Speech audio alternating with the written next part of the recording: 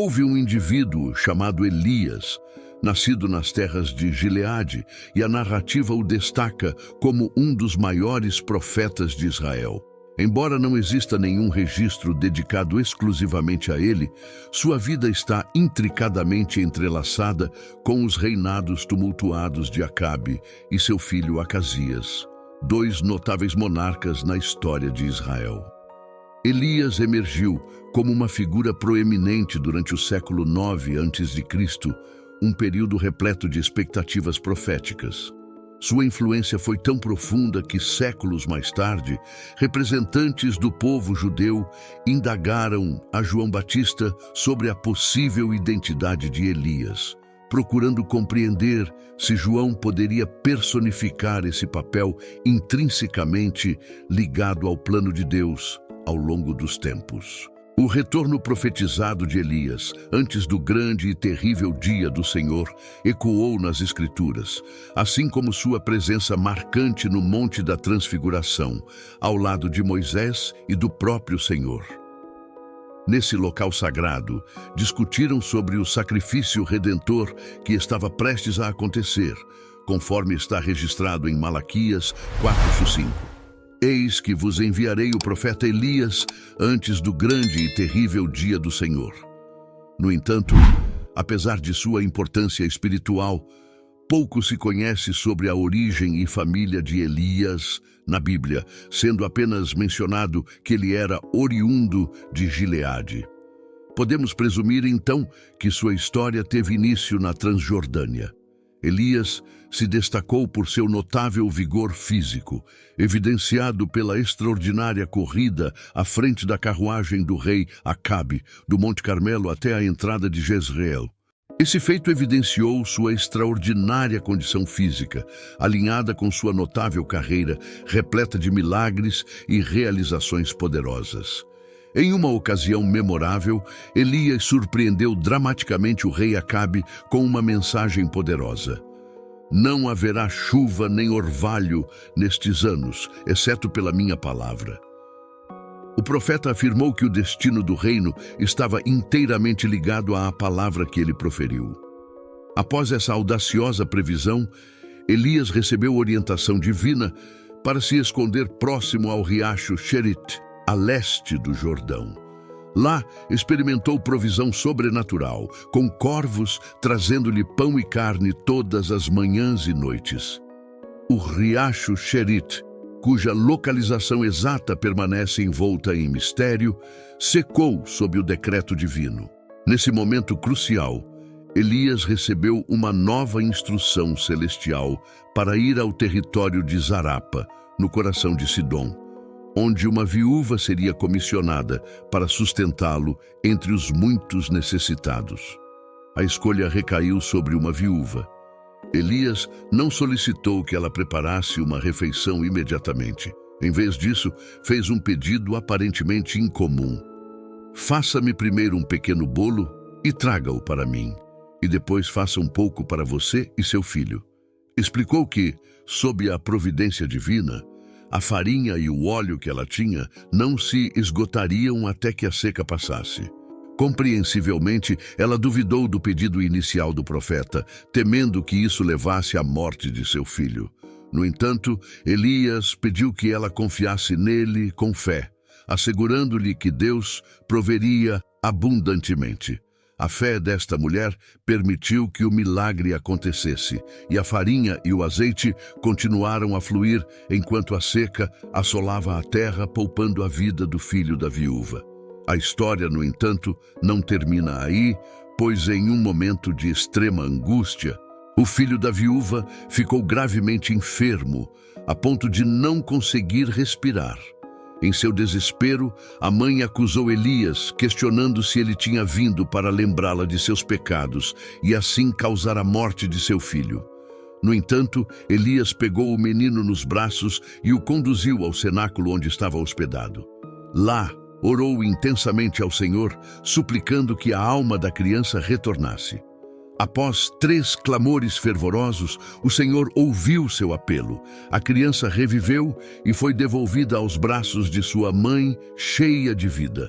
Em um ato de reconhecimento da intervenção divina, a mulher exclamou a Elias: "Agora sei que tu és um homem de Deus e que a palavra do Senhor em tua boca é a verdade." Esta história ilustra a profunda fé e a conexão direta com Deus que Elias possuía, demonstrando que Deus sempre honra a confiança depositada nele. No entanto, a jornada de Elias estava longe de ser concluída. O clímax de sua história o levou ao Monte Carmelo, um lugar onde o destino de uma nação seria selado. Este épico confronto está registrado no primeiro livro de Reis, capítulo 18. Após um período de 3 anos, a palavra do Senhor veio novamente a Elias, instruindo-o a se apresentar diante de Acabe, o rei de Israel. Deus prometeu enviar chuva na terra seca, e Elias, obediente ao comando divino, empreendeu a missão. Enquanto uma grande fome atingia Samaria, Acabe convocou Obadias, um homem que temia a Deus e servia em sua casa. Obadias temia profundamente ao Senhor, e enquanto Jezabel perseguia e matava os profetas do Senhor, ele agiu com coragem. Obadias escondeu 50 profetas em uma caverna, fornecendo-lhes pão e água para protegê-los da ira da rainha. Conforme a situação piorava, Acabe e Obadias decidiram explorar a terra em busca de pastagens para manter seu gado vivo, evitando a morte do rebanho. Acabe seguiu em uma direção e Obadias em outra. Enquanto Obadias estava em sua jornada, deparou-se com um encontro surpreendente. Elias, o temido e procurado profeta, apareceu diante dele, sendo reconhecido como mensageiro de Deus. Obadias caiu de joelhos, reverenciando-o e questionando se ele era o mestre Elias. Respondendo calmamente, Elias assegurou a Obadias que contaria a Acabe sobre o encontro deles e sua presença ali. No entanto, Obadias expressou preocupação, temendo que, ao fazer isso, colocasse sua própria vida em risco. Ele explicou que, em sua juventude, temia ao Senhor e tomou medidas para proteger os profetas de Deus da ira de Jezabel, escondendo-os em uma caverna e providenciando para eles. Agora ele estava apreensivo diante da possível ira do rei. A narrativa de Elias se desenrola com tensão crescente, preparando o cenário para o desafio épico no Monte Carmelo, onde a fé, coragem e poder de Deus seriam postos à prova em um confronto que entraria para a história. Com determinação inabalável, Elias confrontou o rei Acabe, que o acusou de ser um encrenqueiro em Israel. Elias, por sua vez, respondeu corajosamente, acusando o rei e sua família de abandonar os mandamentos do Senhor em favor dos ídolos. Então, Elias propôs um desafio épico que mudaria o curso da história. Convocou Acabe para reunir todo o povo de Israel no Monte Carmelo, incluindo os 450 profetas de Baal e os 400 profetas de Azera que comiam à mesa de Jezabel, a cruel rainha. A multidão se reuniu na montanha, aguardando o que estava por vir. Elias, em seu papel de profeta do Senhor, dirigiu-se ao povo e questionou: por quanto tempo oscilarão entre duas opiniões? Se o Senhor é Deus, sigam-no, mas se Baal, então sigam-no. As palavras de Elias reverberaram, mas o povo permaneceu em silêncio, oferecendo nenhuma resposta diante dessa hesitação. Diante desse impasse, Elias delineou o desafio que determinaria quem seria o verdadeiro Deus. Ele propôs que 2 touros fossem escolhidos, um para os profetas de Baal e outro para si mesmo, o profeta do Senhor. Os touros seriam preparados na lenha, mas sem fogo. Então cada grupo invocaria o nome do seu Deus, e aquele que respondesse com fogo seria reconhecido como o Deus Supremo. O povo concordou com a proposta, e Elias deu aos profetas de Baal a oportunidade de irem primeiro. Eles escolheram o touro, o prepararam e de manhã até o meio-dia invocaram o nome de Baal. Mas não houve resposta, nenhuma voz, nenhum sinal divino. Observando a cena, Elias não pôde deixar de zombar, ridicularizando os profetas de Baal, sugerindo que talvez o Deus deles estivesse distraído em uma viagem ou mesmo dormindo e precisasse ser acordado. O desespero dos profetas os levou a cortarem-se com facas e lanças, fazendo com que o sangue fluísse em seu ritual frenético.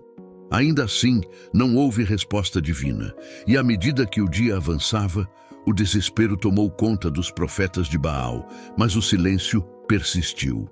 Nenhum Deus respondeu ao seu chamado. Determinado a mostrar a todos o poder do verdadeiro Deus, Elias reuniu o povo ao seu redor. Primeiro, reparou o altar quebrado e negligenciado do Senhor. Com 12 pedras representando as tribos de Israel, construiu um novo altar em nome do Senhor. Ao redor do altar, cavou uma trincheira grande o suficiente para conter 2 mares de semente. Elias então colocou a lenha e o touro preparado no altar. Para intensificar o desafio, ordenou que 4 jarros de água fossem derramados sobre o holocausto e a lenha. O povo obedeceu, e a água correu ao redor do altar, enchendo o rego. Ele repetiu o processo 3 vezes, garantindo que a água ficasse completamente saturada no altar e na madeira, impossibilitando a ignição convencional. Chegou a hora do sacrifício da tarde, e Elias, com confiança inabalável, aproximou-se do altar. Clamou: Ó Senhor Deus de Abraão, Isaque e de Israel, que seja conhecido neste dia que tu és Deus em Israel e que eu sou teu servo. Continuou com fervorosas súplicas, pedindo que Deus manifestasse seu poder para que os corações do povo se voltassem para ele em resposta a essa oração fervorosa. O céu resplandeceu e consumiu o holocausto, a lenha, as pedras e até a água do rego. Foi uma revelação indiscutível do divino. Diante dessa maravilha, o povo que antes hesitava se prostrou em reverência e exclamou: O Senhor, Ele é Deus. O Senhor, Ele é Deus. A certeza e a confiança em Deus foram restauradas em seus corações. Cumprindo seu papel como profeta, Elias ordenou que os profetas de Baal fossem capturados, e nenhum deles escapou. Em seguida, instruiu o rei Acabe a se preparar, pois a chuva estava a caminho. O céu ficou negro com nuvens, o vento aumentou, e uma forte chuva caiu, cumprindo a promessa de Deus de enviar a tão esperada chuva para a terra seca. Quando a chuva começou a cair, Elias, revigorado pela mão do Senhor, cingiu seus lombos e, com determinação sobrenatural, correu à frente de Acabe até a entrada de Jezabel. Foi um momento de triunfo e celebração da fidelidade do Deus de Israel, que atendeu ao clamor de seu servo e demonstrou seu poder de forma magnífica. Após o milagre do Monte Carmelo e a vinda da chuva, a notícia chegou a Jezabel, a rainha perversa e ímpia, que ficou furiosa com o que Elias tinha feito. Ela jurou vingança contra ele e enviou um mensageiro com uma ameaça de morte. Assustado, Elias fugiu para salvar sua vida, deixando seu servo para trás. Embarcou em uma longa jornada para o deserto e, durante esse trajeto, chegou ao ponto de exaustão e desespero. Elias sentiu-se dominado pelo medo e pelo cansaço a ponto de desejar a morte. Deitou-se debaixo de uma giesta e orou para que Deus tirasse sua vida. Enquanto Elias dormia debaixo da árvore, um anjo do Senhor o tocou e trouxe-lhe comida e água. O anjo o encorajou a comer e beber, pois a jornada à frente seria longa e desafiadora. Obedecendo e fortalecido pelo sustento divino, Elias caminhou por 40 dias e 40 noites até chegar ao Monte Horebe, a montanha de Deus. Enquanto isso, Jezabel continuou sua busca por vingança, erroneamente acreditando que Elias estava morto. No Monte Horebe, Elias encontrou uma caverna e passou a noite lá. Deus o questionou sobre o motivo de sua presença no monte. Elias expressou seu zelo pelo Senhor e seu desânimo com o estado espiritual de Israel, lamentando como o povo abandonou a aliança do Senhor, destruiu seus altares e matou seus profetas. Ele se via como o único fiel ao Senhor, e agora sua vida estava em perigo. Deus, em sua infinita misericórdia, escolheu revelar sua presença a Elias de uma maneira especial. Primeiro, houve um vento forte que destruiu as montanhas, mas o Senhor não estava no vento. Depois, um terremoto sacudiu o chão, mas o Senhor também não estava no terremoto. Então, veio um fogo, mas Deus também não estava no fogo. Finalmente, uma voz suave veio, e Elias soube que era a voz do Senhor. Ao ouvir a voz de Deus, Elias cobriu o rosto com seu manto e saiu da caverna.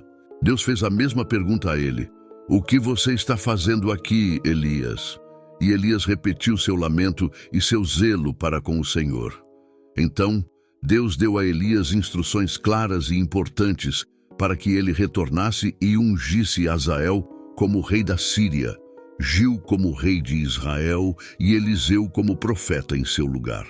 Deus também revelou a Elias que havia reservado 7.000 em Israel, que não se curvaram a Baal, mostrando que não estava sozinho em sua fidelidade ao Senhor. Elias, agora renovado e fortalecido pela comunhão com Deus, estava pronto para cumprir sua missão e continuar servindo ao Senhor. O profeta Elias prontamente seguiu as instruções divinas e saiu em busca de Eliseu. Ele encontrou Eliseu arando com 12 pares de bois. Elias jogou seu manto sobre Eliseu, simbolizando o chamado divino. Eliseu imediatamente deixou os bois e correu para pedir permissão para se despedir de seus pais antes de seguir Elias. Elias respondeu que ele poderia fazê-lo e, em seguida, seguir Elias. Eliseu demonstrou seu compromisso, matando os bois e oferecendo sua carne ao povo como um gesto final, antes de se juntar a Elias como seu servo. Ele estava disposto a deixar para trás sua vida anterior e seguir o chamado divino com determinação. Enquanto isso, em Damasco, o rei Ben-Hadad da Síria estava doente. Ele enviou Hazael ao encontro do profeta Eliseu e pediu-lhe que perguntasse ao Senhor sobre sua recuperação. Hazael trouxe um presente generoso e fez a pergunta a Eliseu. O profeta respondeu que Deus havia mostrado a ele que Ben-Hadad morreria. Então, Eliseu olhou atentamente para Hazael e começou a chorar. Perplexo, Hazael perguntou por que Eliseu estava chorando. O profeta respondeu que estava chorando porque sabia o mal que Hazael faria aos filhos de Israel. Ele previu que Hazael estabeleceria suas fortalezas, o fogo mataria seus jovens com a espada, golpearia seus filhos e rasgaria suas mulheres grávidas. Surpreso com essas palavras, Hazael questionou como ele, um mero servo, poderia realizar um ato tão terrível. Eliseu então revelou que o Senhor havia mostrado a ele que Hazael se tornaria o rei da Síria. Hazael retornou ao rei Ben-Hadad e no dia seguinte assassinou o rei, assumindo o trono da Síria. Assim, as profecias de Deus começaram a se tornar realidade, com Eliseu ungindo Hazael como rei e Gil como rei de Israel. Enquanto Eliseu se preparava para assumir o papel de profeta em lugar de Elias, esses eventos marcaram uma mudança significativa na história de Israel e da Síria. Em Samaria, Nabote, um judeu de Jezreel, possuía um vinhedo perto do palácio de Acabe, o rei de Samaria. Acabe expressou o desejo de adquirir o vinhedo de Nabote, oferecendo dinheiro ou um vinhedo melhor em troca. No entanto, Nabote recusou, citando que a vinha era uma herança de seus pais e que não estava disposto a vendê-la. Isso deixou Acabe profundamente descontente e triste. Sua esposa Jezabel, percebendo a tristeza de seu marido, elaborou um plano para obter a vinha de Nabote. Ela escreveu cartas em nome de Acabe, selou-as com seu selo real e as enviou aos anciãos e nobres da cidade onde Nabote morava. Nas cartas, Jezabel instruiu que um jejum fosse proclamado e que Nabote recebesse um lugar de honra. 2 canalhas foram instruídos a acusá-lo de blasfêmia contra Deus e o rei. Nabote foi então apedrejado até a morte após as falsas acusações. Quando Jezabel informou a Acabe que Nabote estava morto, ele prontamente se levantou, tomou posse da vinha de Nabote. No entanto, o Senhor enviou uma mensagem a Elias, instruindo-o a confrontar Acabe na vinha de Nabote. Elias se aproximou de Acabe e proferiu uma profecia anunciando a condenação divina sobre o rei.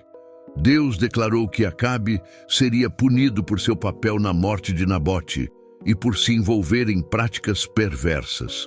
Os descendentes de Acabe seriam exterminados, assim como aconteceu com Jeroboão e Baasa, devido à provocação de Deus e à influência de Jezabel.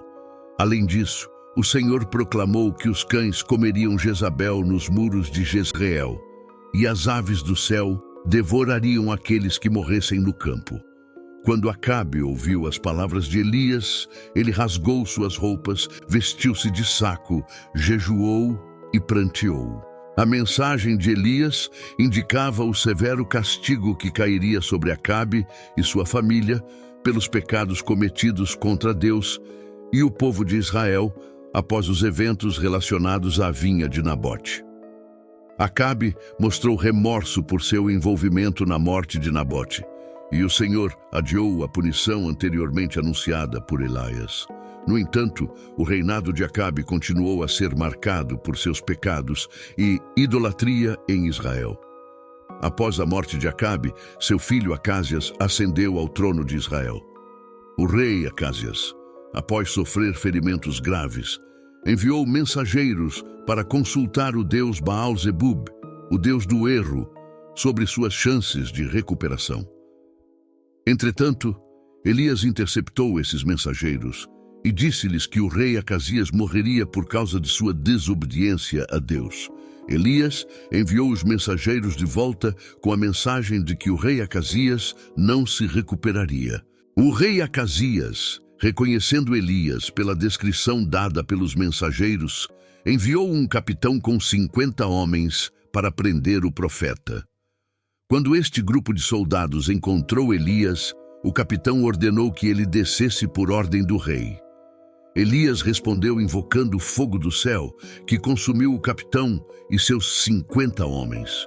O rei enviou um segundo grupo de 50 homens com a mesma ordem. E mais uma vez, Elias invocou o fogo do céu, consumindo o capitão e seus homens.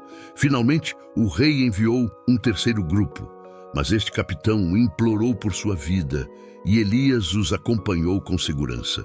O profeta Elias previu que o rei Acázias não se recuperaria de seus ferimentos, e isso aconteceu. Acázias morreu, de acordo com a palavra de Elias, e Jeroboão o sucedeu como rei de Israel. Quando chegou a hora de Elias ser levado para o céu, ele e Eliseu estavam ocupados viajando entre as escolas proféticas em Gilgal, Betel e Jericó. Elias pediu a Eliseu que ficasse em Gilgal e depois em Betel, mas Eliseu jurou que não o deixaria. Os filhos dos profetas e Elias sabiam que o Senhor levaria Elias embora, após partir de Jericó. Ao saírem de Jericó, os dois profetas cruzaram milagrosamente o rio Jordão. Elias atingiu as águas com seu manto, e elas se separaram para fornecer passagem. Em seguida, ele perguntou a Eliseu o que ele desejaria como favor final. Eliseu solicitou uma porção dupla do espírito de seu mestre, e Elias concordou em concedê-lo. Quando Elias partiu, de repente, uma carruagem e cavalos de fogo o separaram, e um redemoinho levou Elias embora, enquanto Eliseu observava e gritava, dizendo: "Meu pai, as carruagens de Israel e seus cavaleiros." Eliseu pegou o manto de seu mestre, que havia caído, atravessou o Jordão e foi para Jericó. Lá, os filhos dos profetas reconheceram que o espírito de Elias repousava sobre Eliseu, conforme registrado em 2 Reis, capítulo 2, 1:15. Quando os filhos dos profetas que estavam em Jericó o viram, disseram: "O espírito de Elias repousa sobre Eliseu." E eles vieram ao seu encontro, prostraram-se diante dele. Mesmo relutantes, os filhos dos profetas em Jericó buscaram Elias. E Eliseu concordou em enviar 50 homens em sua busca, mas eles retornaram sem sucesso. Quando Gil se tornou rei, ele utilizou a profecia de Elias sobre a destruição da casa de Acabe, para justificar a aniquilação de todos os parentes de Acabe, como registrado em 1 Reis 21:21. Eis que trarei o mal sobre ti e tirarei a tua posteridade, e eliminarei de Acabe aquele que mijou contra a parede. Gil executou todos os membros restantes da casa de Acabe em Jezreel, incluindo líderes, sacerdotes e conhecidos próximos. Posteriormente, ele partiu para Samaria, onde encontrou os irmãos de Acasias, rei de Judá, que foram capturados e mortos. Gil também encontrou Jonadab, o filho de Rabi, e o convidou para se juntar a ele, compartilhando seu zelo pelo Senhor. Gil o levou em sua carruagem, e ao chegar a Samaria, continuou a cumprir a vontade do Senhor, eliminando todos os remanescentes de Acabe, de acordo com a palavra do Senhor falada a Elias. Quando Jeorão, filho de Josafá, ergueu altares idólatras e afastou Judá de Deus, Elias enviou a Jorão uma carta profética, advertindo-o sobre o desastre iminente que se abateria sobre a nação devido à sua apostasia. Conforme registrado em 2 Crônicas 21:12, a carta de Elias dizia: Assim diz o Senhor, o Deus de Davi, teu pai.